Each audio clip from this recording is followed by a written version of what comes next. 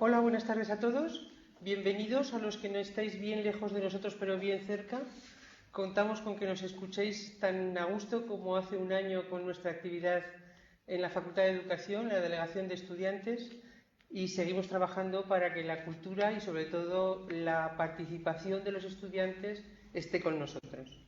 Hemos preparado este año una actividad en el centro que se trata de la construcción de un texto teatral a partir del patrimonio aragonés. Está impartida por Luis de Pablo y está coordinada esta asociación, acompañándolo a él, Susi Zúñiga, y como coordinadora de la actividad descubriros que Marisa Zúñiga. O sea que os presento a mi hermana, que está encantada de estar trabajando en la UNED. A ver si nos la podemos traer más veces. Esto es lo que hay. Después deciros que a Luis de Pablo, que ya hizo lo de la escritura creativa, lo conocéis casi todos, estuvimos muy a gusto, pero en este año vamos a tocar otra parcela de lo que es la actividad de educación, como es el teatro y la escenificación. Entonces, hablaros que Luis de Pablo, me echo la chuleta porque si no se me olvida todo, os tenéis que entender, es autor de varios proyectos de innovación en educación, escuela y entorno rural, integración de lenguajes, dramatización escolar y lengueando. Se me cambia y todo la lengua, me va a parar. Es formador de formadores en educación artística por el Ministerio de Educación, asesor de lengua y literatura en el Centro de Profesores número 1 de Zaragoza y profesor en el programa de difusión del patrimonio etnológico de la DGA. Colaborador en grupos de teatro con la dirección escénica de Susi Zúñiga, Badil de la Groa, Esquene y La Teja Teatro, y autor de varios textos teatrales para niños y adultos, como Aragón, Territorio de Frontera, Cucaracha de Monegros y Las Espiritadas de Tena, que es la que hoy vamos a presentaros y de la que vamos a hacer escenografía. Y deciros sobre todo que lo que buscamos es que estéis pensando que cualquier actividad que realicemos es aportación personal y creación. Nada más, desde la Delegación de Estudiantes, bienvenido Luis, bienvenida Susi, y gracias a los dos que vamos a participar también como estudiantes que nos hemos buscado apoyo, porque estamos a distancia y necesitábamos personal de escena. Muchas gracias y hasta luego. Muchas gracias, Marisa, por tu presentación, siempre tan extraordinaria. Y simplemente empezamos. Y empezamos leyendo esto. Algo así era el otoño. Suceso. ¿Dónde están los peleles? Encima de la banqueta me parece que los he dejado. Ese es el principio, justamente el principio, de un proyecto que realizamos hace ya muchos años en un pueblo de Aragón, en Gelsa. Un proyecto que fue protagonizado totalmente por los alumnos que entonces teníamos entre 12 y 14 años, lo que sería hoy día el primer ciclo de secundaria. Este trabajo fue el punto de partida, el inicio de un itinerario que ha llegado hasta hoy, por lo menos para mí, en que podemos presentar algo que corre en paralelo con aquel principio. Lo que vamos a presentar hoy es una teatralización de un episodio famoso en Aragón, como es la brujería en el Valle de Tena, del que hemos hecho una adaptación, una recreación teatral, no solo el texto, sino también el montaje. Estos pasos son los que vamos a intentar hoy pues trabajar con vosotros, no solo de una manera teórica, sino sobre todo dando pautas prácticas que nos pueden ayudar a seguir este camino que es altamente educativo y que es un gran motor de aprendizaje, como creo que podremos demostrar. Este primer trabajo, Gelsa, Costumbres Recordadas, fue un proyecto, como os digo, en que participaron no solo los alumnos que teníamos nosotros, sino también participó la gente mayor, todo el pueblo. Fue un gran terremoto, pero no quisiera que nos quedásemos solo con la idea de que fue un terremoto muy divertido, en que la gente se lo pasó muy bien. Fue también un intento, yo creo que bastante conseguido, de un trabajo de integración de todos los aprendizajes que en aquel momento eran obligatorios para los alumnos. No solo es un trabajo de pasárselo bien, a veces es el gran error cuando nos enfrentamos con los temas de educación artística y en concreto con el tema del teatro. Parece que es una cosa muy divertida, que es como un postre muy creativo, pero olvidamos lo esencial, el aprendizaje que se deriva de todo este proceso. Entonces, quiero decir que aquel fue un trabajo altamente profesional, insisto en eso, no fue un trabajo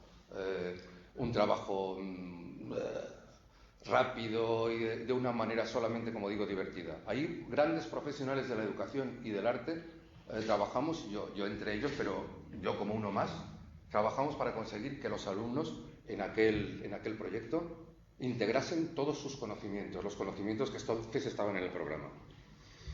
Bien, la recogida de todos estos datos, en definitiva, pues fue lo que podríamos considerar lo que llamamos patrimonio cultural de la localidad. Sí, podemos pasar. Y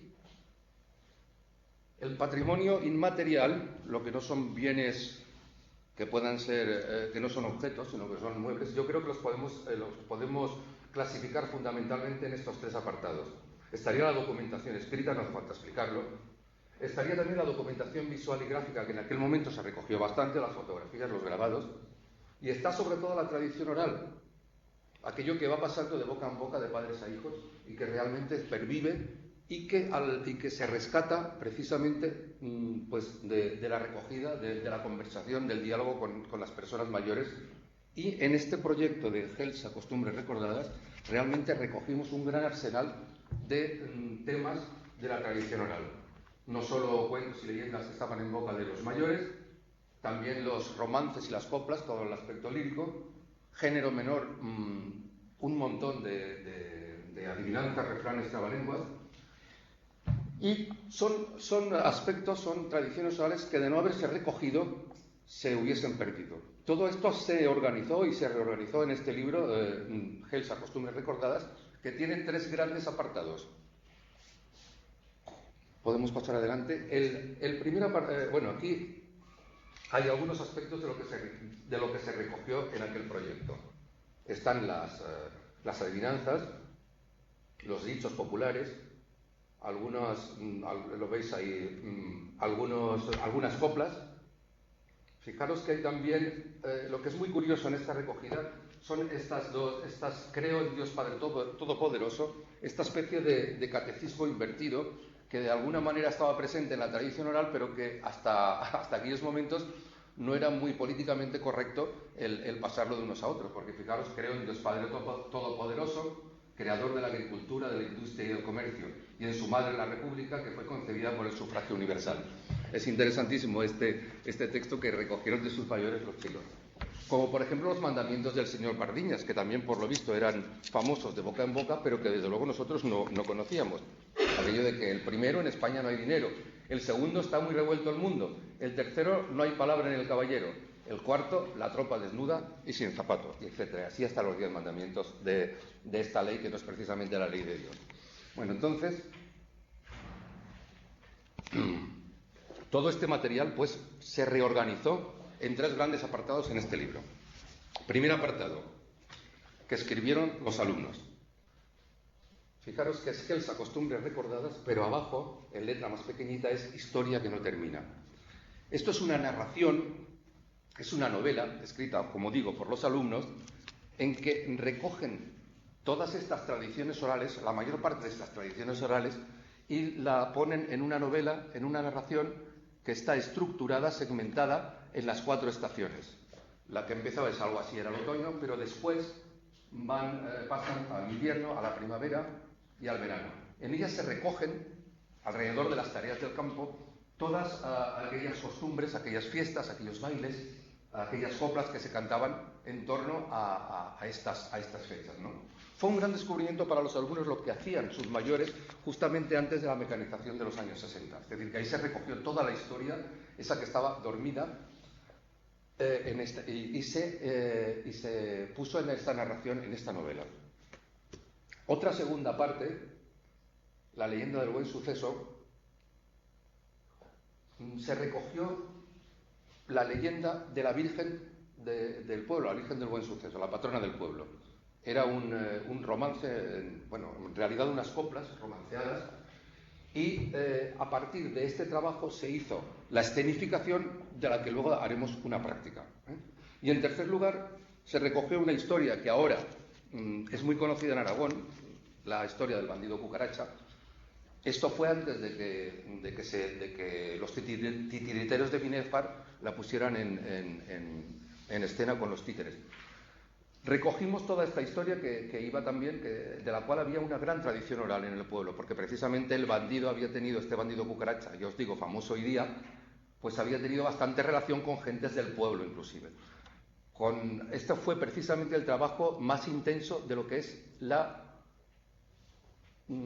teatralización, es decir, la conversión, el paso de un material narrativo a una teatralización, a una obra de teatro puesta en pie. Bien, dicho esto, podemos pasar,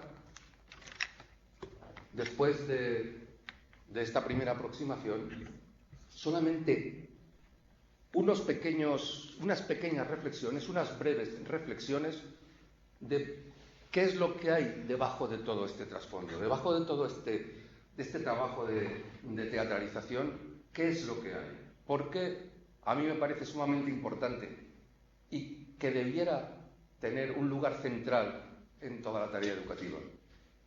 Le titulo Arte y Experiencia. A mí lo que me interesa es que reflexionemos sobre la palabra experiencia, porque es el motor de todo. La experiencia no es, como dice un personaje de una pieza de asambleístas, un personaje precisamente Praxágora, modernizada, cuando dice yo no peco, experimento. Ese es el concepto de experiencia, ¿verdad, Ana? Ese es el concepto de experiencia en la que se trata de un picoteo insubstancial, es decir, un paso de flor en flor. Eso es lo que a veces tenemos el concepto de experiencia.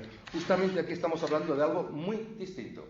Y por eso recurrimos al vocablo latino, del cual proviene la palabra experiencia, que es el verbo experior. Y experior en latín significa poner a prueba. Es decir, que la verdadera experiencia es aquello que nos pone a prueba, aquello que revuelve todos nuestros pensamientos, nuestros conceptos, los reorganiza y nos hace pasar verdaderamente por ese turmix de algo que tenemos que integrar y a lo que nos tenemos que enfrentar. Por lo tanto, experiencia es un concepto muy potente que nos pone en marcha, ¿no? Y entonces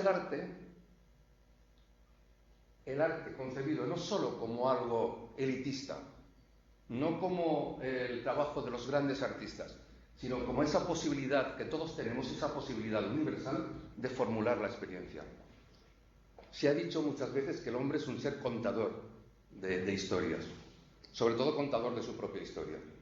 Cualquier experiencia, para que realmente se haga visible, la tenemos que pasar por una expresión, y esa expresión es la que nos la proporciona el arte, sea el arte de la palabra, la lírica, la narrativa, sea el arte del gesto, el lenguaje gestual, sea el arte musical, sea el arte plástico-visual. Cualquier forma de expresión artística nos sirve fundamentalmente para revelar, para dar visibilidad a nuestra experiencia, entendida en ese sentido de algo que nos ha puesto a prueba a nosotros mismos. Por lo tanto, si esto es así, el arte debería ocupar un lugar central en toda la tarea educativa. Pero es más, y aquí arrimo el asco a mi sardina, y es que dentro de las artes, el arte dramático es el arte integrador por experiencia, por excelencia, quiero decir. Peter Slade, el más famoso pedagogo de la expresión, padre de la dramaterapia, dice que el arte, que es el arte de todas las dimensiones, el teatro. Es el arte de todas las dimensiones. Y un gran filólogo, Barthes, dice que el teatro es un espesor de signos. Es una gran expresión para comunicarnos que verdaderamente con el arte dramático integramos absolutamente todos los lenguajes artísticos. Los que hemos hecho y los que habéis hecho teatro sabéis que en esa experiencia se integra la palabra, se integra el gesto, se integra el lenguaje del espacio, se integra el lenguaje visual, la iluminación, la importancia de la iluminación, del vestuario, de todo lo que son las artes visuales. Todo se integra en ese espesor de signos que es el teatro. Por eso, simplemente estas reflexiones para que nos demos cuenta que este trabajo que estamos aquí tratando de explicar es precisamente, está basado en esta idea del arte, que no es una idea de una distracción cuando ya se acaba la tarea seria, vamos a hacer algo divertido, no, todo lo contrario. Está en el corazón de toda la experiencia educativa. Muy bien. Así pues, me gustaría, en este rato que tenemos,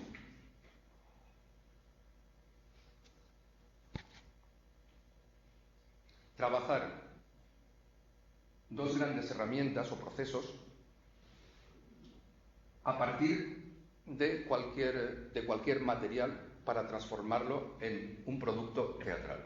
Estas dos grandes experiencias serían, por un lado, la escenificación y, por otro lado, lo que llamaríamos dramatización o propiamente teatralización. Vamos a pasar primero a lo que sería la escenificación. Bueno, simplemente la escenificación, simplemente, para entenderlo se puede decir en pocas palabras, el trabajo es pasarlo. Fijaros que es el traslado al espacio de representación, a un espacio donde representamos cualquier material concebido o no como texto dramático. Es decir, podemos poner en escena, podemos poner en el espacio un diálogo, un poema, una narración, un fragmento periodístico. No, en este trabajo de escenificación no entra, fijaros que no entra la sucesión temporal, no entra la acción como conflicto, que entraría en lo que después sería la dramatización o teatralización. Aquí es poner en un espacio expresivo cualquier material de estos que no es inicialmente teatral. Para ello, sabemos que tenemos que emplear tres tipos de lenguajes coordinados. Por un lado, el lenguaje corporal, la manifestación de nuestras ideas, pensamientos, sensaciones a través del gesto, la espacialización, es decir, la ocupación del espacio de tal manera que sea significativa, es decir, que produzca signos, y la dicción expresiva. O sea, trabajando coordinadamente estos tres aspectos, lo corporal, la espacialización y la dicción expresiva, con estas tres herramientas podríamos poner en pie una escenificación. Y aquí sí que me gustaría que aquí me ayudasen, Ana y Héctor Luis, me ayudasen para hacer una práctica en que pudiésemos visualizar un poco cómo trabajamos estos tres aspectos, aunque sea de una manera breve y concisa. Yo os pediría primero que, si os pusierais de pie, pues os pongáis de pie, por favor. Entonces, bueno, vamos a ver. Si yo os dijera que os pusierais uno frente a otro, ¿vale? Muy bien. De acuerdo. Y si vamos a buscar una imagen corporal. Y esa imagen corporal, los dos, que sea como si el cuerpo quisiera crecer hasta arriba del todo. Yo os voy a contar 4 y cuando yo diga 4 ya, os ponéis en una imagen corporal que el cuerpo quiere crecer lo más posible hacia arriba. ¿Preparados? 1, 2, 3, 4. Bien, muy bien, fuera. Ahora yo digo, voy a contar 4 y vamos a ver, el cuerpo quiere hundirse hacia abajo, Preparados. Buscar ya una imagen corporal que sea lo más expresiva posible. 1, 2, 3, 4, ya. Muy bien, fuera. Ahora yo pido que hagáis una postura que sea hacia adelante.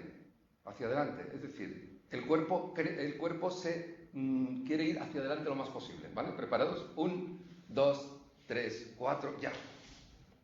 Muy bien, fuera. Y ahora yo quiero que el cuerpo vaya hacia atrás. ¿Preparados? 1, 2, 3, 4, ya. Muy bien, vale, de acuerdo. Pasamos una más. Esta sería, espera un momento ahí de pie. Esta sería una primera aproximación al primer... otra más. De acuerdo, muy bien. Fijaros, aquí en el lenguaje corporal, lo que llamamos expresión corporal me gusta poco.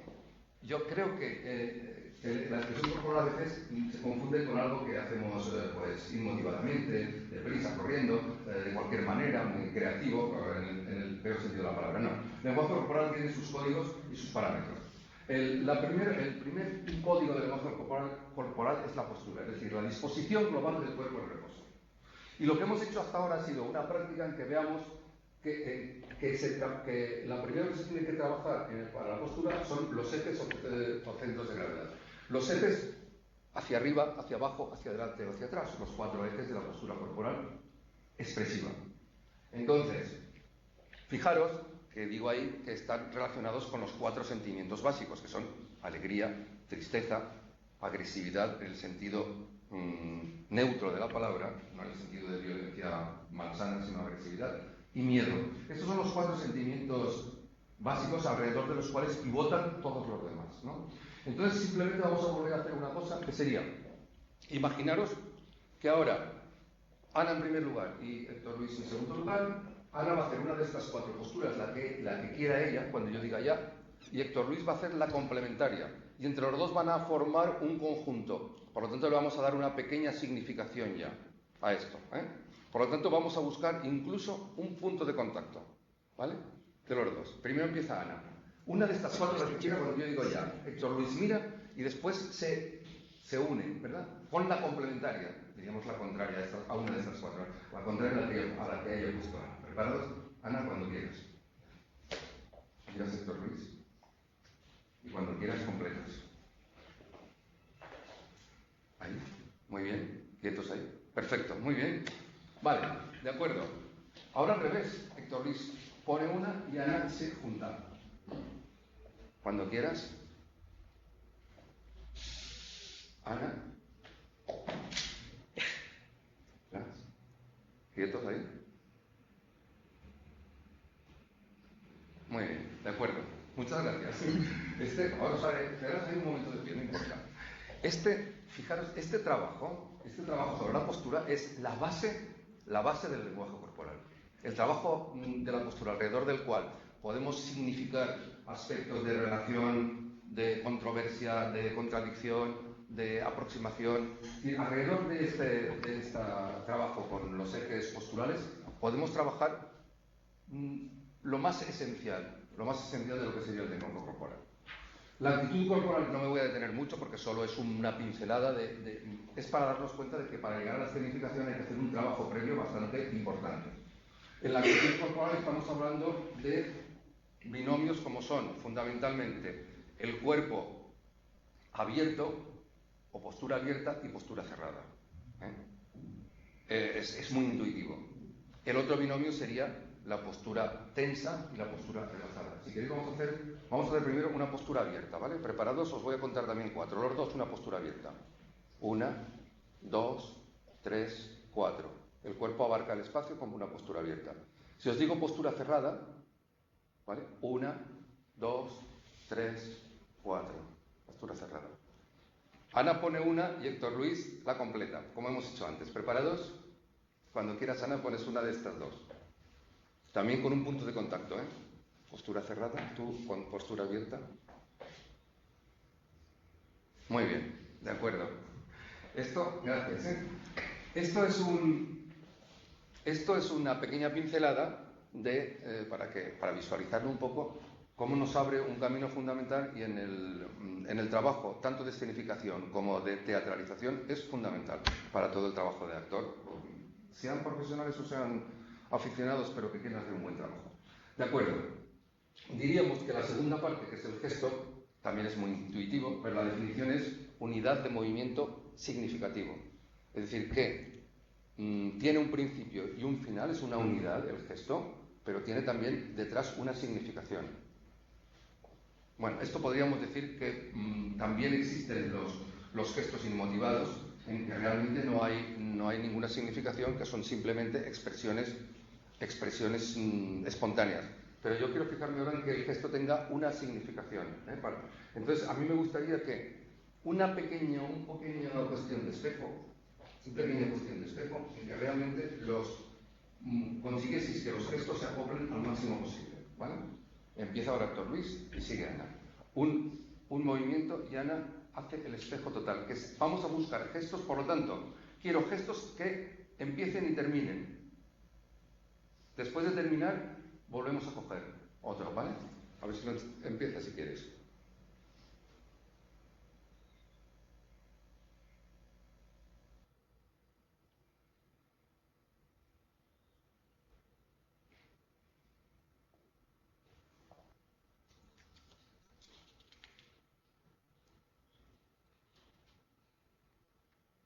Manda Ana.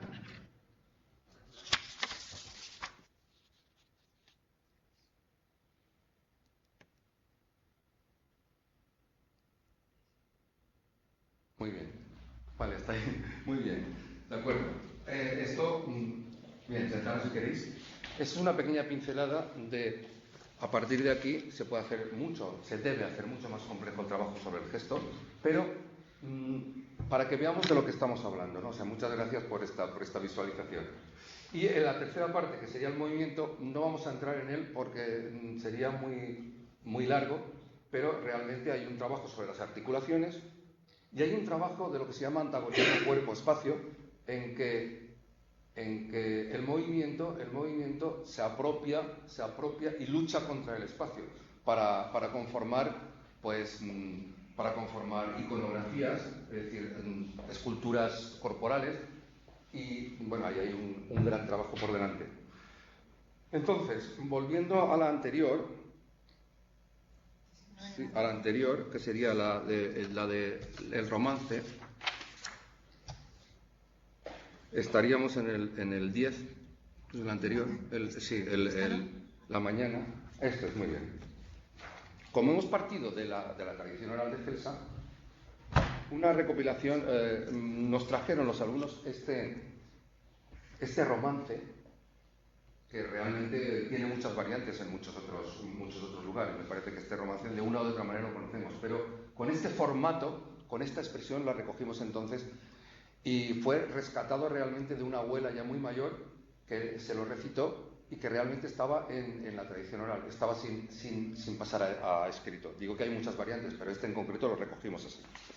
Entonces, a mí me gustaría que sobre este romance hiciéramos un pequeño trabajo de dicción para ponerlo en escena, para escenificarlo un poco, ¿sí? Va a ser, les pido esta improvisación, entonces vamos a intentar hacerlo. Vamos a suponer que cada uno de vosotros coge 4 versos de aquí. ¿Quién empieza? Ana, ¿cuál escoges? Los 4 primeros. Léelos, por favor. La mañanita, la mañana de San Juan, cogí los perros lebreles y al monte fui a cazar. ¿Cuál coges tú, doctor Luis? Los 4 siguientes. ¿Sigue? Yo no vi caza ninguna, ni ave que sepa volar, solo una paloma blanca que estaba en el palomar. Hasta ahí, muy bien. Vamos a ver. Entonces, ¿cómo podíamos...? Vamos a tratar con vosotros dos de escenificar esto, ¿vale? Vamos a intentarlo. Vamos a hacer esta pequeña dinámica. Vamos a ver, si yo os digo que, por ejemplo, quiero que, empezando por Ana, cada uno trabaja sobre sus versos, ¿sí? Trabaja sobre sus versos. Empezando por Ana, quiero que estos versos me los diga con una intensidad fuerte, y Héctor Luis los suyos con una intensidad, con un volumen suave, lo máximo posible, ¿vale? Fuerte, suave. ¿Vale? Empezamos cuando quieras. La mañanita, la mañana de San Juan, cogí los perros lebreles y al monte fuime a cazar. Yo no vi caza ninguna, ni ave que sepa volar, solo una paloma blanca que estaba en el palomar. Bien. Ana, tú me los vas a decir ahora, me los vas a decir los tuyos, con un agudo, el máximo agudo que puedas, y tú, doctor Luis, con el máximo grave. Y me los vais a decir los dos a la vez. ¿Preparados? ¿Listos? Ya. Yo no vi caza ninguna, ni ave que sepa volar, solo una paloma blanca que estaba en el palomar. Muy bien. Vamos a ver. Si ahora cogemos y decimos, vamos a ver, Ana con a gran velocidad, con un ritmo trepidante, y Héctor Luis con un ritmo muy lento, ¿vale? Empezamos, Ana, el tuyo. La mañanita, la mañana de San Juan, cogí los perros lebreles y al monte fui a cazar. Yo no vi caza ninguna, ni ave que sepa volar, solo una paloma blanca que estaba en el palomar.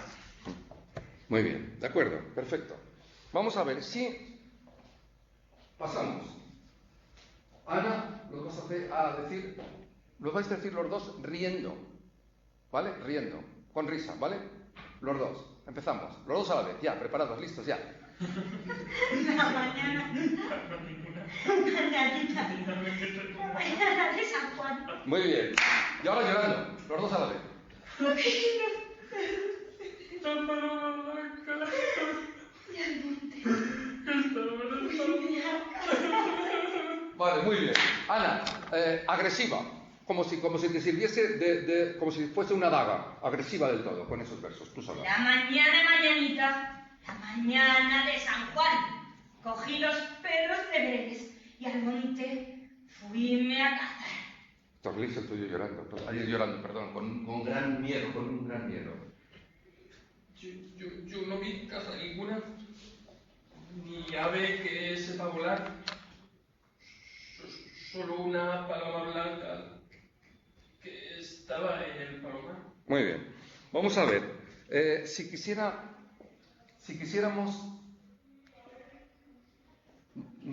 sonorizar, vamos a ver, ¿qué sería sonorizar? Coger una palabra y pronunciarla como si fuese simplemente una secuencia sonora.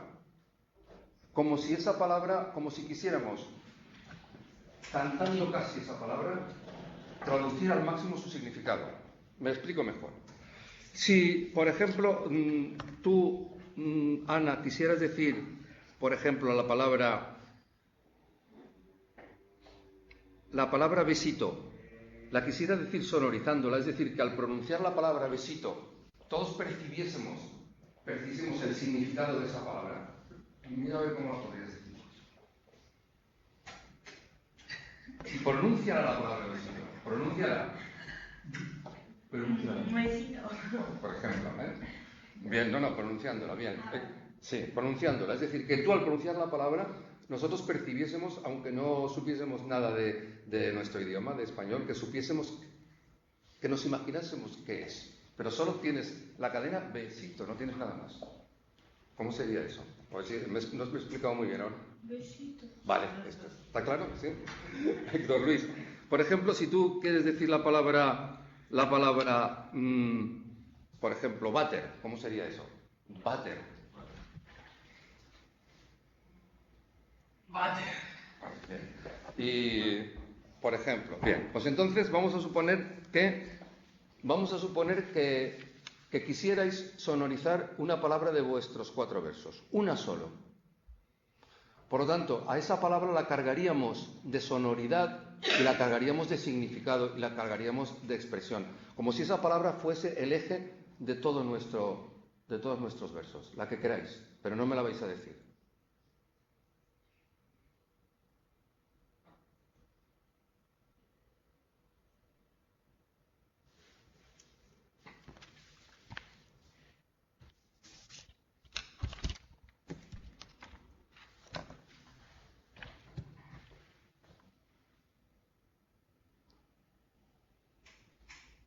¿Ya la tenéis? ¿Sí? Bueno, pues entonces ahora ahora sí que vais a decírmela, vais a leerlo, o ya casi os lo sabéis de memoria, vais a leerlo y vamos a percibir cuál de esas palabras cada uno está sonorizada. Vamos a percibir cuál es, aunque cerrásemos los ojos, sabríamos cuál es la palabra que habéis elegido como centro de sonorización de vuestros versos. ¿Vale? Empiezan hablando quieras. La mañana mañanita, la mañana de San Juan, cogí los perros lebreles y al monte fuime a cazar. Está muy claro. Muy bien, pero Luis, el tuyo. Yo no vi caza ninguna, ni ave que sepa volar, solo una paloma blanca que estaba en el palomar. Vale, de acuerdo, está claro lo que habéis elegido. Bien, última cuestión que os pido. Casi lo sabéis, no ya de memoria. ¿Lo sabéis ya de memoria? Bien. Quisiera que, juntando lo que hemos hecho antes, de un poco de trabajo sobre la postura, un poco de trabajo sobre el texto y un poco de trabajo sobre la voz, aunque sea de una manera ahora sencilla, pero para exponer y visualizar cuál es este proceso, que de pie buscaseis. ¿Qué gesto acompañaría a estos 4 versos? De tal manera que al final el gesto se convierta en postura. Le hacemos un movimiento significativo y al final se detiene la imagen, se convierte en postura. Mientras decimos nuestros versos. ¿Sí? O sea, si los primeros 4 versos pertenecen a Ana, ella es la primera que lo hace, y después Héctor diste acoplas con los tuyos. De tal manera que entre los dos forméis una imagen, en este caso de dos, ¿vale? Poneros de pie si queréis. Pensar. Fijaros que yo no pido que este gesto y esta postura corresponda literalmente al significado de los versos, sino que simplemente sea un acompañamiento expresivo. No es una paloma, entonces, no, sino que para desarrollo, ¿no? Es decir, que el cuerpo sea expresivo. Cuando queráis. La mañana mañanita, la mañana de San Juan, cogí los perros de Brenes y al monte fuime a cazar. Yo no vi cazar ninguna, ni ave que sepa volar. Solo vi una paloma blanca, que estaba en el palomar. ¿Esto sería lo que nos vale? Muy bien. De acuerdo, gracias. Este sería el principio y luego lo continuaríamos con el resto de los versos. Vale. De acuerdo. Aquí en esta primera parte, hemos hecho un paso rápido, lo que el tiempo nos permite, para ver un poco en síntesis cómo sería este trabajo de escenificación. Repito, es el paso a un espacio de representación de un material que no es teatral, pero que lo convertimos en escena, porque lo ponemos en pie en un espacio cargado de significación. Bien. Es un trabajo absolutamente muy potente para el trabajo, no solo con alumnos, sino con gente de todo tipo que quieran hacer este trabajo expresivo. Y pasamos, ya en una segunda parte, a lo que sería la teatralización. Exactamente. Vamos a ver. Este es el centro del trabajo de hoy.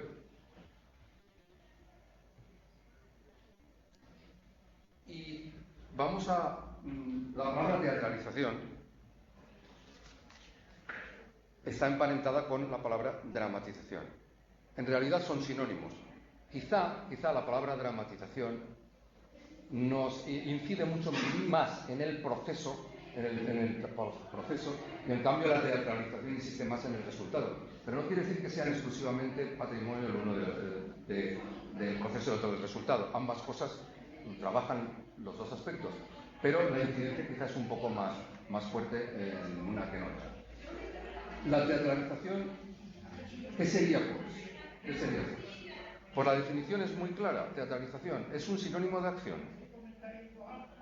Teatralización consiste pues en el paso de un material que inicialmente no es teatral a un producto que ya es una obra de teatro, por ponerlo entre comillas, es decir, que ya es una puesta en escena, algo que podemos representar ante el público. Este proceso, el paso de este material inicial a este final, a este resultado final, en forma de espectáculo o de montaje o de puesta en escena, en esto es lo que consiste la teatralización. Por tanto, pasamos del material inicial, que puede ser cualquier cosa, un poema, una narración, una anécdota, o incluso un texto dramático, mediante el proceso que llamamos de montaje, que es muy visual también, pasamos a un producto teatral que, si procede de un material que no es diálogo teatral, si procede de un material como un poema, narración, anécdota, consiste no solo en la puesta en escena, sino también en la creación del texto. Si partimos de un texto dramático, lo convertimos en un espectáculo, en definitiva también en una puesta en escena, es por emplear otra palabra sinónima. Está claro, ¿no? Pues entonces el proceso de montaje en ambos casos es lo que tenemos que trabajar.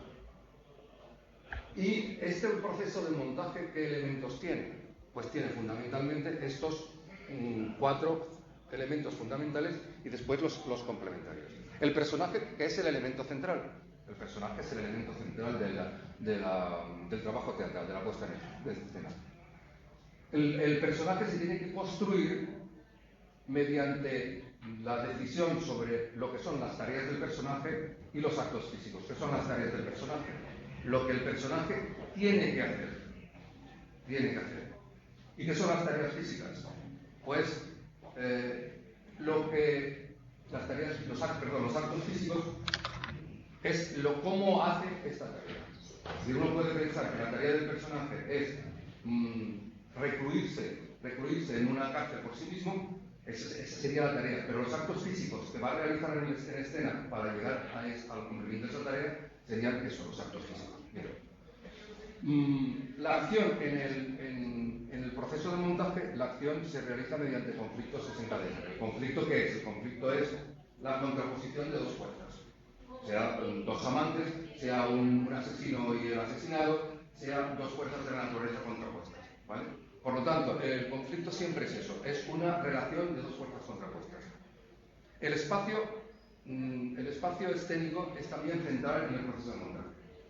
El espacio escénico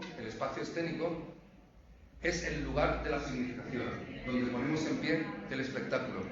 Es visto así lo que el espectador percibe en el escenario, es decir, es el escenario, el espacio escénico, lo que sucede allí.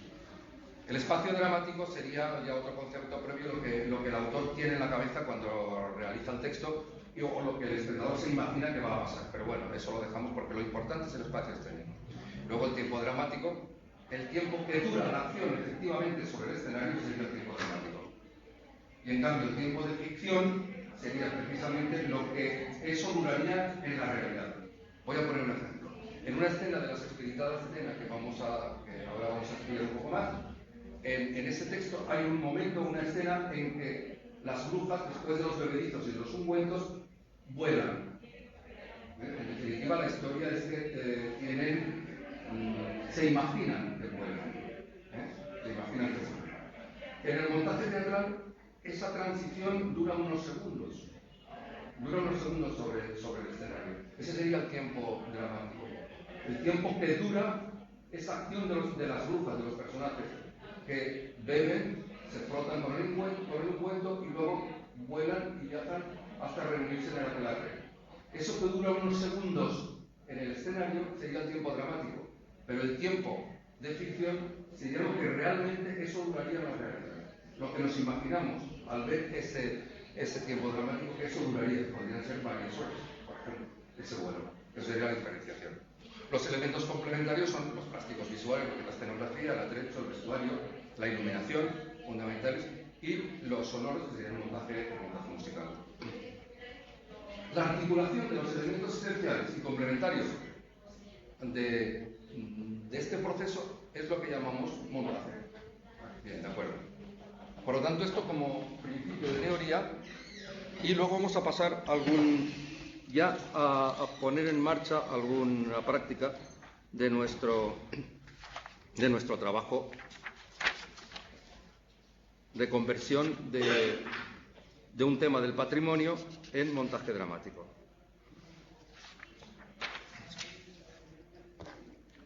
Por lo tanto, pasamos al punto de partida. De acuerdo. ¿Cuál ha sido el punto de partida de este trabajo que hemos realizado de convertir en texto y en montaje un material del patrimonio aragonés? Esto ha sido un episodio de brujería en el Valle de Tena en el siglo XVI. Partimos de un excelente trabajo de Ángel Gari Lacruz, un antropólogo aragonés de fama, ¿no? El Brujería e Inquisición en el Alto Aragón en la primera mitad del siglo XVI fue su tesis doctoral, que está renovada y que está publicada en la Diputación General de Aragón. Ampliando el foco de este trabajo ha sido sobre este tema, su segunda publicación, Brujería e Inquisición en Aragón. Hemos partido, pues, sobre todo de ese episodio en el Alto Aragón en la primera mitad del siglo XVI. ¿Cuál es la historia? ¿Cuál es el resumen histórico de este episodio? Es el juicio de la Inquisición contra un tal Pedro de Ruego, señor de Gartosa, acusado de prácticas de brujería. Este Pedro de Arruego era un señor, un terrateniente de los valles, entre Tramacastilla y Sandiñes, y al que se le acusó de prácticas de brujería y que se enfrentó fundamentalmente con las fuerzas vivas eclesiásticas de aquellos valles.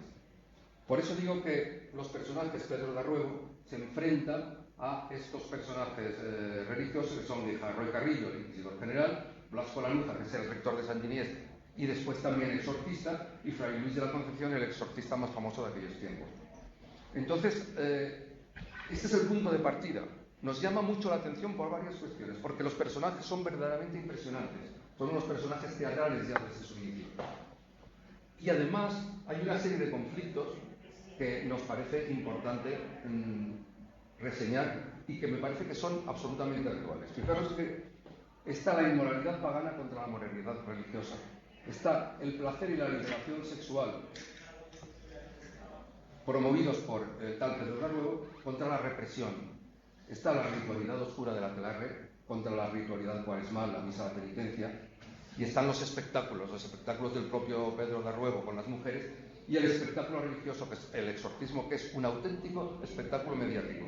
Lo que hoy sería un gran espectáculo en la televisión. Sería un exorcismo en aquel tiempo. Partiendo de este material, pues hemos hecho el proceso de conversión en texto dramático y en montaje dramático. Y sobre eso vamos a hacer algunos ejercicios.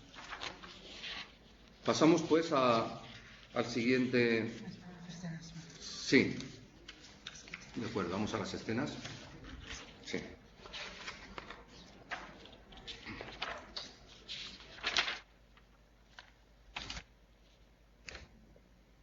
El texto dramático se ha organizado, lo hemos organizado en 10 escenas y un epílogo. Ahora después haremos alguna práctica sobre la posible segmentación de la historia. Después también diré por qué elegí este tipo de formato. Podemos haber elegido otros, pero elegí este tipo de formato, me pareció muy adecuado. Entonces lo hemos dividido, lo hemos segmentado en 10 escenas. Empieza en 10 escenas que en definitiva son circulares, es decir, que empieza con el juicio y acaba con la sentencia del propio juicio. En medio se visualizan, se teatralizan diversos episodios que son fundamentales en la vida de este Pedro Darruego y su relación con las mujeres espiritadas, que se habla en los documentos de 52 mujeres espiritadas, es decir, embrujadas de alguna manera entre los años 1637 y 1642. En estos años parece que hay 52 mujeres embrujadas, aunque hay algunos que hablan de muchas más, que es fantasía. Esas 52 están documentadas. Así que en el año 1639 acaba el juicio y unos meses más tarde, a principios del 40, se da la sentencia. Entonces, entre el juicio y la sentencia, la pieza esta teatral va presentando diversos episodios de la vida de este señor, de su relación con las mujeres, siguiendo el plan de las acusaciones del juicio de la Inquisición. Y intento que en todos estos episodios se revele de alguna manera esta contraposición, esta contradicción de lo que significa Pedro Darruego como liberación y lo que significa la moralidad religiosa que se opone a él. Bien, entonces yo creo que vamos a, si queréis, vamos a decir algún fragmento de estas escenas para de alguna manera ejemplificarlo. En el juicio vamos a pasar a donde dice la primera escena en el juicio, Héctor Luis, por favor, donde dice: he aquí los cargos denunciados. El fiscal denuncia o anuncia en el juicio los cargos que se presentan contra Pedro Darruego. Si los tienes. Espacio, los lees cuando lo quieras. He aquí los cargos denunciados. Adquirir papeles de magos franceses para despegar casados y espiritar mujeres, ligándolas a la voluntad del brujo. Usar de sortilegios escritos en grimorios, los libros de las brujas, para enfermar animales domésticos de quien no se sometiera a su capricho. Hacerse invisible con pociones de hechicería para visitar alcobas prohibidas. Imponer las manos, recalentadas en brasas infernales, para producir dolencias en mujeres insumisas. Reunir a sus espiritadas en juntas, dando allí rienda suelta a las sucias demandas de la carne, a la blasfemia y a la apostasía. Muy bien. Estos son los cargos denunciados. Darruego se defiende. ¿Y qué dice Darruego frente a estos cargos? ¿Qué responde Darruego? Él dice que en realidad es mago o no lo es. Sí, lo que elige el trozo que quieras para decir. La contestación, sí. La contestación, sí. Puro cuento. Invenciones adobadas con aires de comedia. Vestí el disfraz de mago para alcanzar a mujeres y ganar dinero. Por el vestuario se me juzga. Condena a la Santa Madre Iglesia a sus hijos comediantes. Muy bien. Entonces, de alguna manera, aquí está la contraposición. La Inquisición le acusa de brujería y él se defiende diciendo que todas esas prácticas lo único que eran herramientas para ligar, en definitiva, y para alcanzar mujeres. Y realmente tiene éxito, tiene bastante éxito, a juzgar por todas esas mujeres que realmente tienen relación con él. Entonces, bien, pasamos en el segundo, la segunda parte, que es la moza de cántaro, es una de las primeras acusaciones que hace el fiscal. El fiscal dice, al terminar el primer acto, la primera escena, dice: solo tenía 13 años, era doncella y todo lo esperaba del amor. Entonces vamos a ver el diálogo que hay que hemos textualizado, entre Pedro de Ruego y la moza esta de cántaro, jovencita. Y dice así.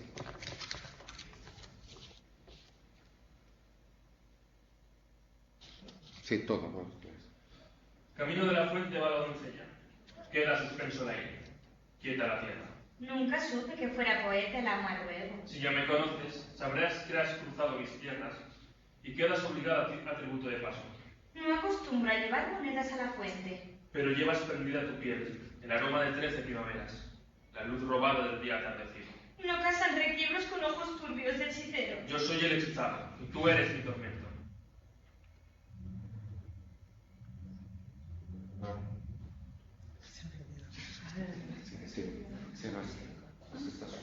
Mi cuerpo es inocente, no conoce las artes del placer. Tu cuerpo es sabio y ha de aprender conmigo el tránsito de la pasión ardiente. Fuego prohibido por la ley divina, que castiga con otras llamas sempiternas. Yo te impongo este rosario, traído de lejanas tierras, donde nada se opone a la voz de la carne. El poder de este rosario te librará del gusano que roe y te abrirá los verdaderos paraísos del goce sin castigo. Muy bien. Es que había ahí un trozo que estaba suprimido en el texto y ahí no aparecía. Bien, este es el la segunda escena. No vamos a leer de todas, sino que la tercera, por ejemplo, que es la plaza. En la tercera, en la plaza, un grupo de mujeres acosan a un personaje que no está en la historia inicial, pero que me he permitido introducir porque me parecía un punto de vista exterior, pero muy importante para contar también otro punto de vista de la historia, que es la loca de los pliegos. La loca de los pliegos es una especie de juglaresa marginal que va recorriendo los caminos, va recorriendo con su batillo y va recitando poemas y llevando noticias de un sitio a otro como hacían antiguamente los juglares. Entonces le llamamos la loca de los pliegos porque realmente se manifiesta de esa manera, con una locura especial. Y en esta tercera escena ya introduzco este personaje y al que acosan las mujeres para sacarle información sobre cotilleos, sobre si ha visto la confesión de el Blasco Lanuza, que es el rector de San Diniés, si ha visto esa confesión con Magdalena, que es la principal espiritada. Ahora la nombraremos las principales espiritadas. Entonces en esta escena pues es un acoso constante de las mujeres respecto a la loca de los pliegos, que al fin les cuenta lo que ella ha podido ver y observar de esa confesión, que es importante porque revela también cómo Magdalena, que es la espiritada principal, es un oscuro objeto de deseo. Por un lado, Pedro de Ruego, y por otro lado, también de aquel gran personaje eclesiástico que es Blasco Lanuza. Entonces ahí, en esa confesión, se revela un poco esa tensión del clérigo entre su oficio espiritual y también esa atracción oculta que puede sentir por Magdalena. Entonces, esa es la escena que de momento no vamos a marcar.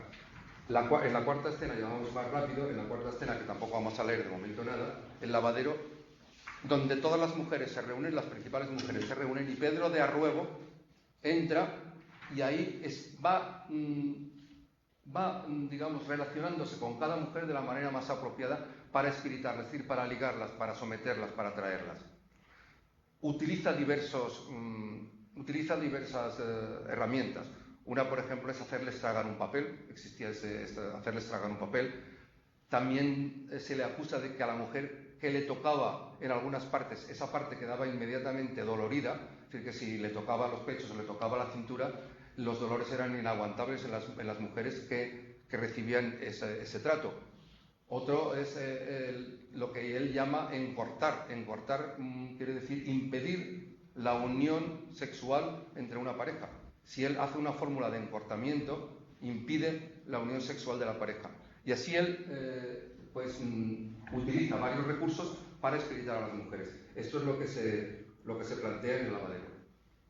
La quinta es una licencia. Las viejas es unos personajes absolutamente inventados porque, introduzco un elemento humorístico en toda esa historia, en que se supone que un conjunto de mujeres viejas también quieren participar del botín y también les apetece que Pedro de Arruebo haga algo con ellas, se fije en ellas. Y entonces en esta escena se supone que Pedro de Arruebo, al que no se ve desde el público, va atravesando el espacio escénico y las viejas van lanzándole piropos y van lanzándole pues frases para atraerlo. Bien.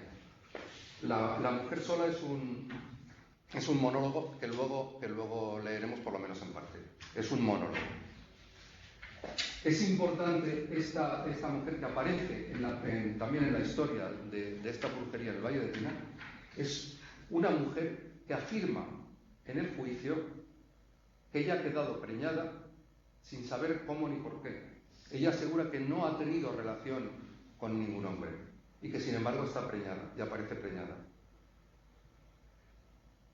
Que se supone que de alguna manera el mago ha utilizado, el Pedro Arruebo, el mago, ha utilizado algún poder especial para preñar a esta mujer sin que ella se diese cuenta, sin su conocimiento. Entonces aquí en este monólogo de la mujer sola expongo toda la angustia que supone para esta mujer verse en esa situación y verse pues señalada por todo el pueblo como pecadora, cuando ella realmente pues no ha tenido obra ni parte en esa cuestión. Entonces el aquelarre no hace falta explicarlo, las mujeres ahí ya se convierten como en brujas por medio de los ungüentos. La octava es el exorcismo, es una cumbre, un clímax del exorcismo, que luego veremos alguna imagen. Y en la novena escena introducimos el mesón de Viescas, porque también es cierto que en la historia original el Pedro de Arruebo tenía una cierta relación con la mesonera de Viescas, y allí acuden los enviados del obispo de Jaca para llevarlo al juicio, ¿no? Y entonces él se escapa y le ayuda a la mesonera. Como hemos dicho, la décima es la sentencia y el epílogo es una narración en forma de romance de la loca de los pliegos, en el cual, que también leeremos un trozo, explica todo lo que sucede del final de la historia de Pedro de Arruebo y cómo ella lo ve. Bien. Dicho esto, pasamos al siguiente y vamos a pasar a unas prácticas. Vamos a pasar a unas prácticas. En este esquema, lo que quiero poner en evidencia es que para el diálogo teatral hemos de fijarnos mucho en determinadas marcas. Por ejemplo, las marcas de espontaneidad. Cuando hacemos un diálogo teatral, de ninguna manera podemos trabajar como en el diálogo, como en la narración escrita. Es decir, el habla vulgar y dialectal tiene un lugar predominante. Lo que llamamos baja formalidad gramatical, es decir, la simplicidad de oraciones simples y no compuestas, relativos también simples, anacolutos, es decir, oraciones sintácticamente incorrectas, como yo que sé, por ejemplo, hubieron muchos espectadores, frases inacabadas, orden variable en la oración. Toda esta simplicidad también interviene en el diálogo teatral. Y luego el léxico oral, importantísimo en cuanto al uso de comodines, que muchas veces en el lenguaje más formal pues están más prohibidos, como las palabras comodines de cosa, hacer, chisme, bien utilizados son importantes. Los tics y las muletillas, como tío, venga, etc. Bueno, y luego un recurso fundamental como es la elipsis, es decir, la eliminación de partes importantes de la oración. Hay un ejemplo en títulos como de películas. Los jueves, milagro. Hemos suprimido el verbo hay o habrá, y digamos esas elipsis son importantes porque crean una mayor fuerza en el diálogo oral. Muy bien. Entonces, como vamos a intentar construir, aunque sea poquito, pero vamos a intentar construir algunos diálogos, simplemente algo que me parece que ya está, que es sabido, pero de alguna manera conviene volver a insistir. Lo que llamo las voces en la construcción del texto teatral. La voz directa es la que dicen los personajes y el público oye, es decir, lo que hablan los personajes. Y hay una voz oculta también que la denominamos acotación, que es la voz del autor en la que indica a la dirección, a los actores, indica gestos, movimientos, posibilidades escenográficas, sonido, etc. Todas estas acotaciones son también modificables en la puesta en escena, es decir, que el director, la dirección, puede modificarlos pues, en función del tipo de montaje. Pero es interesante que diferenciemos entre estas dos voces. Se suele poner o en cursiva o en mayúsculas con otra tipografía las acotaciones, en cambio los diálogos en directo pues con el nombre del personaje y lo que hablan realmente. Muy bien. Dicho esto, os voy a pedir que improviséis el siguiente y el otro. Bien, que improviséis. Esta, como ya la hemos leído, esta sería un ejercicio que propongo a los que queráis hacerlo y estáis viéndolo. Una manera de introducirse y de motivar la construcción de diálogos es suprimir algunas frases de un interlocutor y ver qué escribiríamos para que esto tenga un sentido. Es decir, la moza le contesta: nunca supe que fuera poeta de Arruego, pero ¿qué ha dicho Arruego antes para que la moza pueda contestar esto? Es decir, que es una manera de introducirnos, de jugar con el diálogo teatral de una manera motivada y divertida. Entonces, pero tiene que tener un sentido. Bien, esto lo pasamos porque, como antes ya habéis leído el diálogo de Arruego con la moza, pasamos este ejercicio, pero podemos pasar al siguiente. Vamos a ver, podemos pasar al siguiente. Muy bien. Yo os pido a vosotros dos ahora, Ana y Héctor Luis, os voy a pedir que, si queréis conjuntamente o si queréis individualmente, vosotros lo decidís, cogéis una de estas opciones e iniciáis un diálogo teatral, que no está en el texto. La primera opción os propongo que varias expresas pasen a la hoja de los pliegos para que cuente lo que vio yo en la confesión de Magdalena con el rector Blasco Lanuza. Lo que pasa es que yo he puesto ahora una dificultad, y es que el segundo personaje solo puede responder con monosílabos, interjecciones o a, venga, tal. Esa es una posibilidad. Otra posibilidad que os doy es que Blasco Lanuza confiesa a Magdalena y Magdalena solo puede responder también con monosílabos, ¿sí? Y la tercera opción es que el inquisidor interroga al bobo, que es un personaje que también aparece en nuestra obra, en nuestro texto teatral, pero que nos hemos inventado. Entonces yo quiero que elijáis, os voy a dar un par de minutos o 3 para que elijáis una de estas opciones y iniciéis un diálogo. Si queréis coger el inquisidor interroga al bobo, ¿no? Están dialogando a ver lo que cogen. La cámara. Se me olvida. Que pueden hacer preguntas. Sí. Pues, Sí. Ah, ya. Vale. ¿Sí? Dime. Te podemos preguntar desde aquí. Sí. Pero te pueden preguntar también desde afuera. Vale, muy bien. Que el chat está abierto y tú puedes decirles que sí. Vale, muy bien. Pues puedo decirlo, ¿sí? Vale, pues entonces, mientras ellos preparan, ¿ya lo tenéis preparado? Pues escoger, si no os lo doy yo. Y mientras tanto... La relación, sí. La 2, muy bien. Pues si queréis empezar a escribir. ¿O lo queréis improvisar? Pero, bueno, si es que no teníamos nada. A ver, sí, preguntar. Así empezamos a preguntar ya, sí. ¿Texto original? No. ¿O ambas dos? Inventadas. Claro, pero ilustración, entonces no hay nada de improvisación. También están escritas las interjecciones. No, pero no está escrito dónde. No está escrito. Yo os propongo que, por ejemplo, si cogéis la segunda opción, que Blas Colanuza confiesa a Magdalena, no hace falta, no vayáis al texto original, sino que Blas Colanuza empieza, vienes hija mía, por ejemplo, y la otra dice, bueno, vamos a poner eso. Entonces solo puede responder con monosílabos, ¿vale? Muy bien.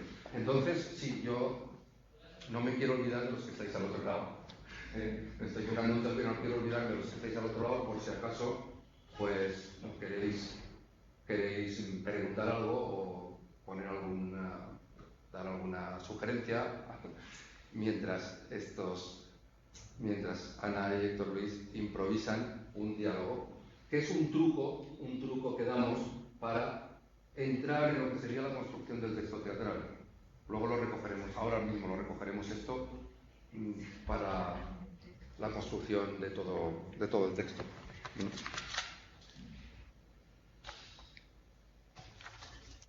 Yo creo que tal vez, sí, mientras ellos... Bien, si queréis preguntar algo aquí o alguien quiere preguntar, que lo haga, y me interrumpís.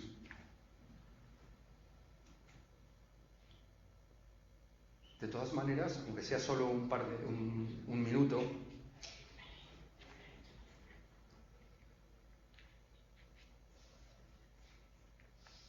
quisiera expresar, cuando nos planteamos hacer este trasvase, esta conversión de un material inicial en obra de teatro y en montaje teatral, cuáles son las decisiones que, en definitiva, en el texto tomé sobre la teatralización. Hay que decidir un par de cosas. ¿Cuáles son las líneas de fuerza de la historia de la que venimos, de la que cogemos? ¿Cuáles son estas líneas de fuerza? Yo creo que para mí estas eran dos fundamentales. La función de los personajes en la historia, una. Y segundo, el carácter de los conflictos. ¿Cuáles eran las funciones de, por un lado, Pedro de Arruego, por otro lado, los clérigos que se oponían en contraposición a él? Y cuál, sobre todo, y me he olvidado un poco de ello, no es que me haya olvidado, sino que lo he dejado aparte, pero es importante subrayarlo, la función de las mujeres, que al fin y al cabo, al plantearme el título de esta pieza, llamé Las Espiritadas de Tena. Por lo tanto, yo sí que quería que las mujeres, en este caso, cobrasen un papel fundamental, puesto que eran las que recibían las tensiones por un lado y por otro. Y de hecho esto se refleja en que, si os habéis dado cuenta, en las escenas, la mayoría de las escenas son escenas en las que el protagonismo corresponde a las mujeres. Las viejas, la mujer sola, el aquelarre, que es el aquelarre de las mujeres. En el exorcismo está el exorcista, pero las mujeres tienen un papel fundamental, ¿no? Entonces, estas líneas de fuerza yo me propuse que fuesen las que realmente centrasen la historia. Pero también era importante decidir, al hablar de los personajes, los puntos de vista que en cada escena podíamos expresar. ¿Desde qué punto de vista se vive esa situación? ¿Desde qué punto de vista vive Arruego el juicio de las acusaciones? ¿Cuál es el punto de vista del inquisidor? ¿Cuál es el punto de vista en Blas Colanuza, el rector de Sandíes, cuando confiesa a Magdalena? ¿Cuál es el punto de vista de Fray Luis de la Concepción, que es el exorcista más famoso de aquellos tiempos, que actúa como un gran actor, como un gran director de escena? Sus exorcismos son una auténtica puesta en escena. ¿Y cuáles son, sobre todo, la función de las mujeres espiritadas? ¿Cuál es la función de la moza a los 13 años? ¿Cuál es la función de las mujeres picadas en la plaza? La función de las mujeres en el lavadero, de las viejas, sobre todo la de las personas, etc. Estas eran una serie de decisiones. Y en segundo lugar, ¿qué estructura podíamos coger? ¿Una estructura abierta o cerrada? ¿Una estructura circular o lineal? En este caso, pues preferí una estructura circular en el sentido que os he explicado antes. Empieza con el juicio y termina con la sentencia. Por lo tanto, es una pescadilla que se muerde la cola y, entre tanto, se explican todas esas situaciones de la vida, de la relación de Pedro de Arruego con las mujeres. Muy bien. ¿Tenéis alguna cosa ya? ¿Sí? Bueno, pues entonces vamos a oírles a ellos a ver cómo han planteado este ejercicio.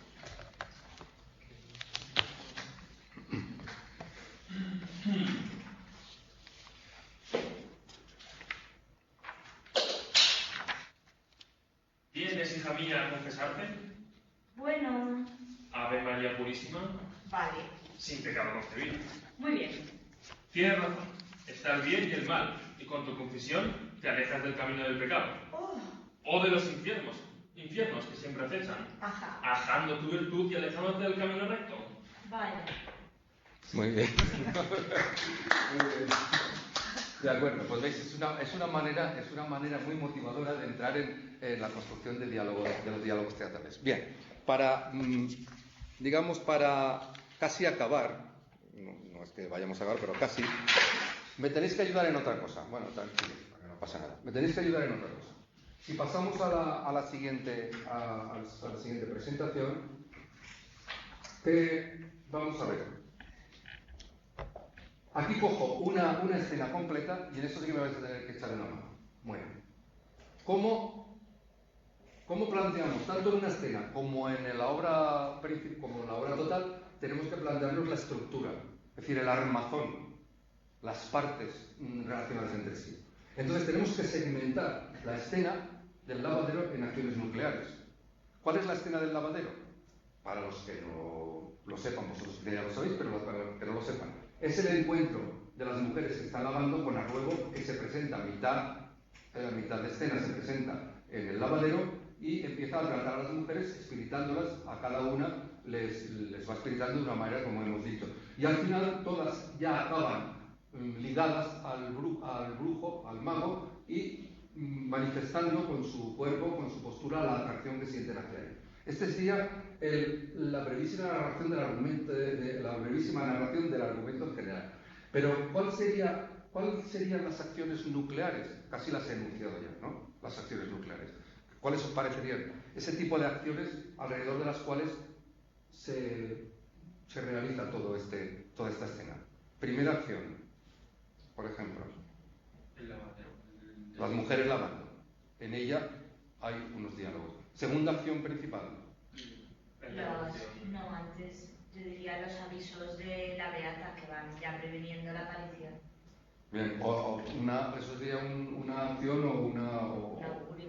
Sí, o una parte. Bien, podría ser que la beata interviene, bien, o sería una acción que es un nexo de unión entre una y otra, ¿de acuerdo? Lo podemos tomar como queramos. Siguiente acción nuclear. La interrupción de Arruebo. La interrupción de Arruebo.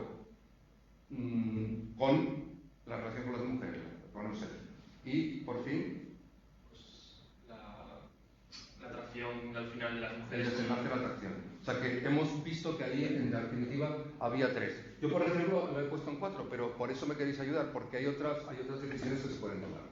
Bien, entonces, para la escritura teatral de la escena completa, que no lo vamos a hacer porque no hay tiempo ya, pero es una cosa que propongo como ejercicio, habría que caracterizar brevísimamente a cada personaje. Es decir, ¿cómo caracterizaríamos a Arruebo si le preguntásemos al personaje? Imagínate que te preguntamos, Héctor Luis, te preguntamos, ¿cuál es la fuerza principal de Arruebo?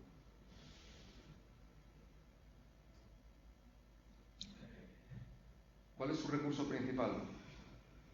Su seguridad, su capacidad para manipular a la gente. Muy bien, perfecto. Esta sería una característica fundamental. Preguntaríamos, por ejemplo, ¿cuál sería una característica fundamental de Magdalena, que está también en el lavadero, que es la espiritada principal? Ana.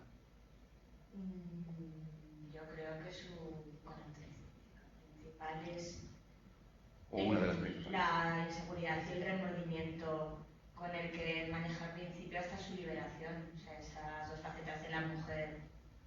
Muy bien, serían 2 facetas que dirían, repite. Claro, que en un primer momento con la represión, la duda y el arrepentimiento, para luego al final acabar liderando el exorcismo, o sea, ser la más liberada parece, sino que era la primera en que aparecía en la confesión. Vale, por lo tanto ese. Pero hay otras mujeres, está la beata. Está claro que con el solo nombre lo caracterizamos. Pero está también la mujer casadera.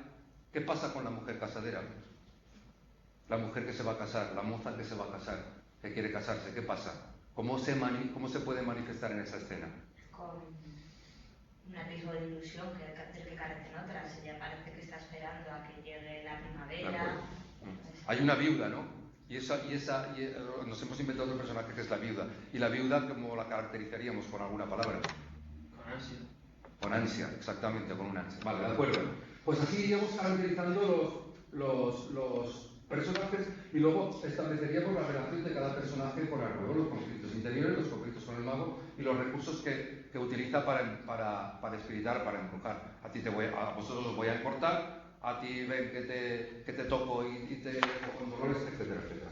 Y aquí yo había puesto unas acciones nucleares que vosotros habéis hecho en 5 acciones nucleares que me parece muy bien. Y entonces aquí están los personajes. Bueno, esto lo pongo aquí porque sería una manera de enfrentarnos ya a la escritura completa de una escena. Esas son las consideraciones que deberíamos tener para una escritura completa. Bien, y pasamos adelante a la siguiente, que sería monólogos. Muy bien. El monólogo también es un recurso teatral muy importante. Y aquí aparecen, en esta pieza aparecen un par de monólogos. El monólogo de la beata en la escena del lavadero y el monólogo interior de la mujer sola. Yo quería que me empezaseis cada uno de vosotros un monólogo. Podéis escoger el mismo o distintos.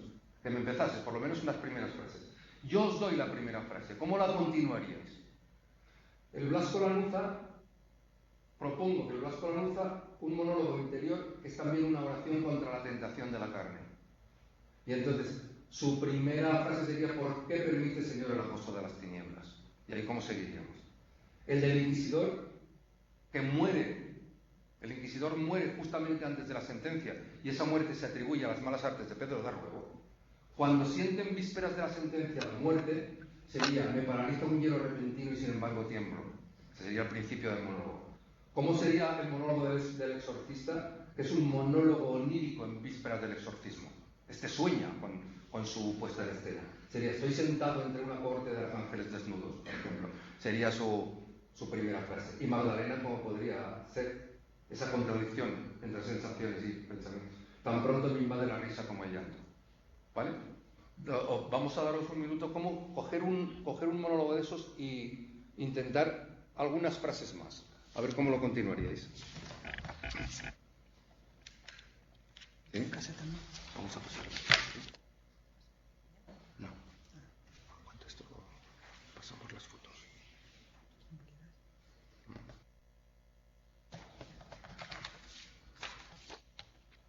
Bien, a continuación, en cuanto ellos nos hayan expresado un poco alguna continuación de algún monólogo de estos, y leamos el principio del monólogo de la mujer sola, pasaremos a presentaros algunas fotos del montaje o incluso de los ensayos, algunas fotos de estas escenas, en las cuales son fotos ya del montaje, es decir, el texto o del ensayo. El texto dramático ha sido puesto en escena. Bueno, aquí está Susi, que es la que lo ha hecho, y a la que le corresponde esa responsabilidad de poner en pie de escena este texto que después de la puesta en escena el texto también se corrige y se reinventa. Así es que veremos unas fotos para que de alguna manera visualicemos esta puesta en el escenario de algunos de estos episodios. Muy bien.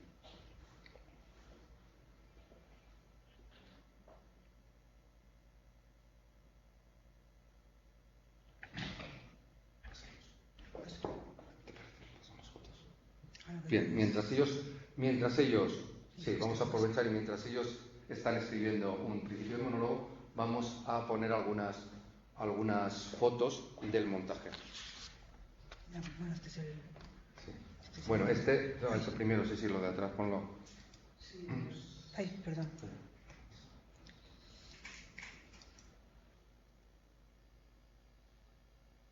Este es un programa de mano en En la parte en el anverso está un momento del exorcismo, y aquí está todo el reparto, y claro, de paso vemos que todo esto se va a representar efectivamente en el Centro Cívico Sánchez Punter el próximo 25 de noviembre y el día 6 de diciembre en el Teatro de las Esquinas.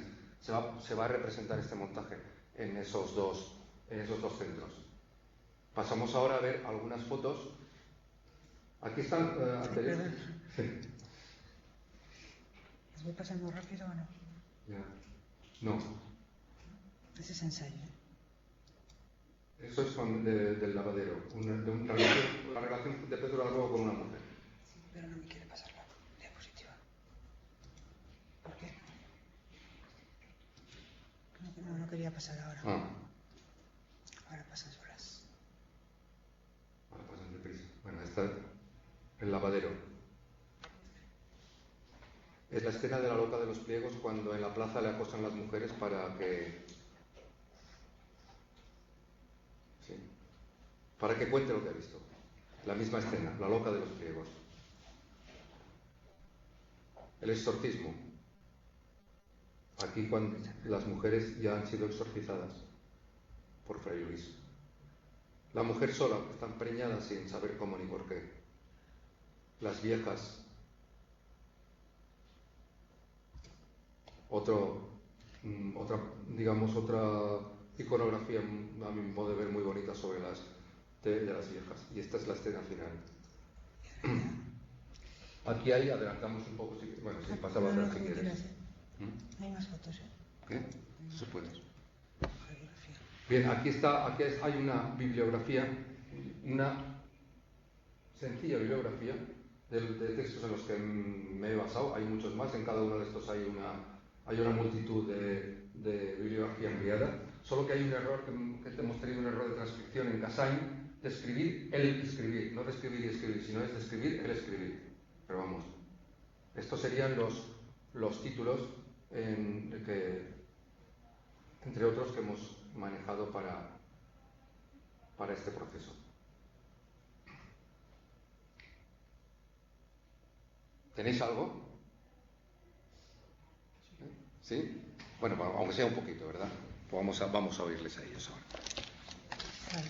Porque después ¿te parece? Sí, creo que sí. Pues espera, porque tendría que...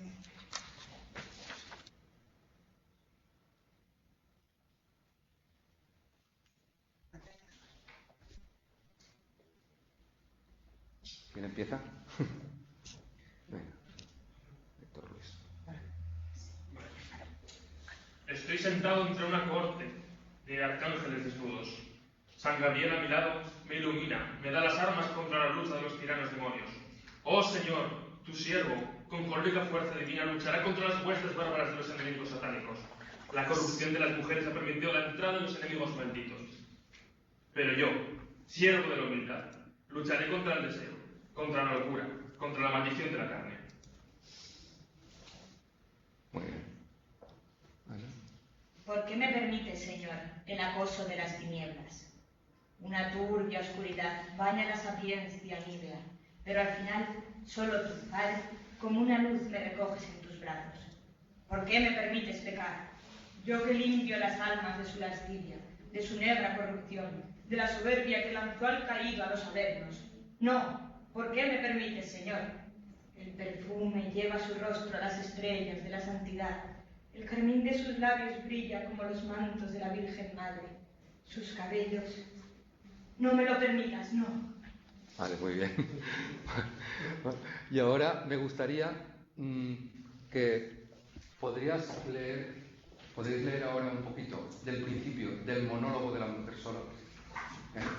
El monólogo que realmente está en la escena, si no me equivoco, en la quinta, en la sexta, parece. La mujer sola, esa mujer que ahora veremos por qué. ¿Empiezas, Ana? Un poquito nada más para ver por dónde va ese monólogo.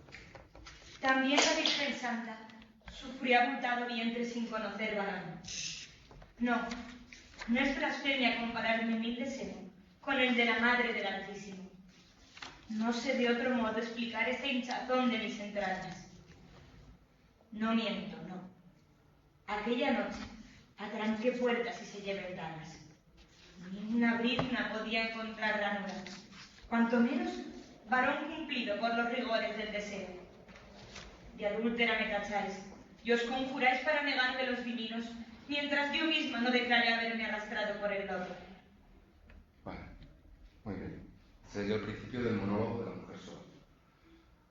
Yo creo que para concluir hemos dado una visión somera, pero hemos dado una visión de este proceso y algunos ejercicios que puedan ayudar a esta conversión de un material del patrimonio a texto y sobre todo a montaje teatral. Yo os pediría, que alguna vez lo hemos comentado, os pediría ahora también a vosotros dos, si después de vosotros habéis participado en el montaje, ya en la primera representación de esto, tendríais, si tuvieseis que, después de todo esto que hemos visto, si tuvieseis que teatralizar esta historia, ¿cogeríais otro punto de vista? O sea, ¿añadiríais otro punto de vista al que he escogido yo? ¿O añadiríais o completaríais o sugeriríais algún otro punto de vista, alguna otra estructura, algún detalle?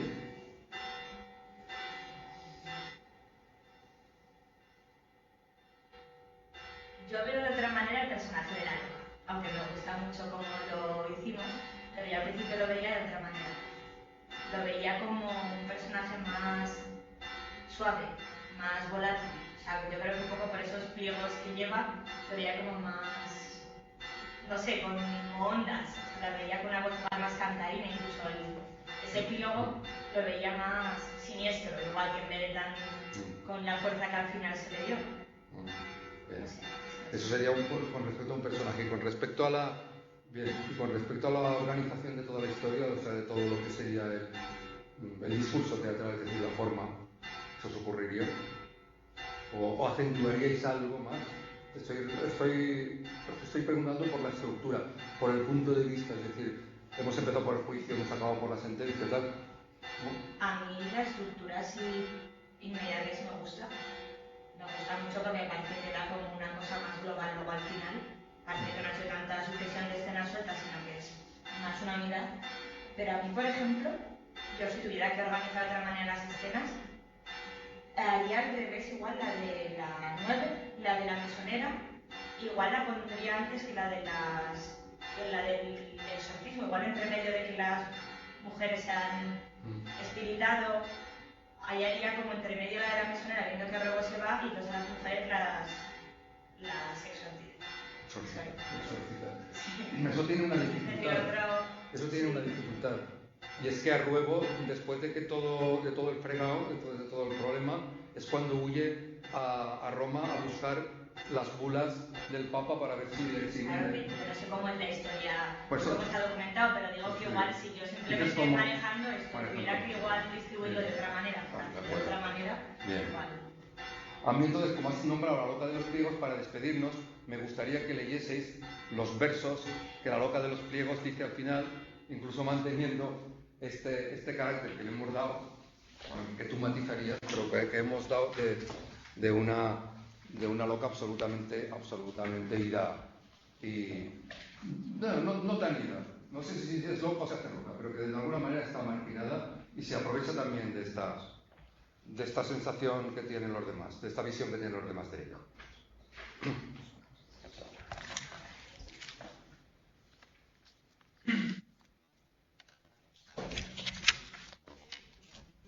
Loca me llamáis, y es cierto, que veo lo que no veis, que cuento lo que ninguno a deciros atrevéis.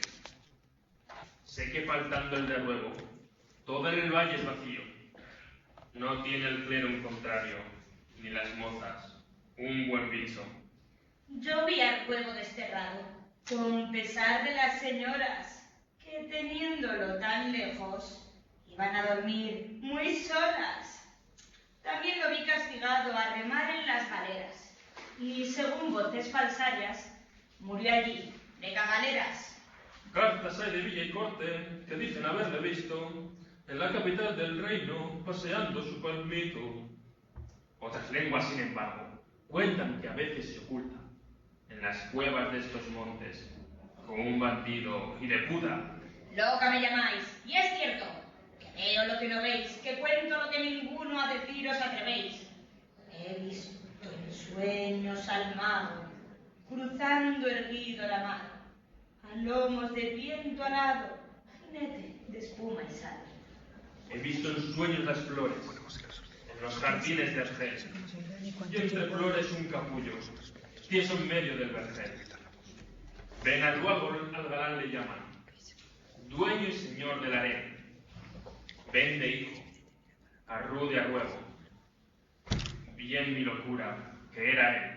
Vale, muy bien. Gracias. Ahora sí que nos despedimos y vamos a poner un breve fragmento de la escena del exorcismo desde el momento en que ya el exorcista toma verdaderamente cartas en el asunto y consigue doblegar esa posesión de las mujeres que acaban calmadas y cantando unas cosas religiosas, las completas, vísperas o completas, vale.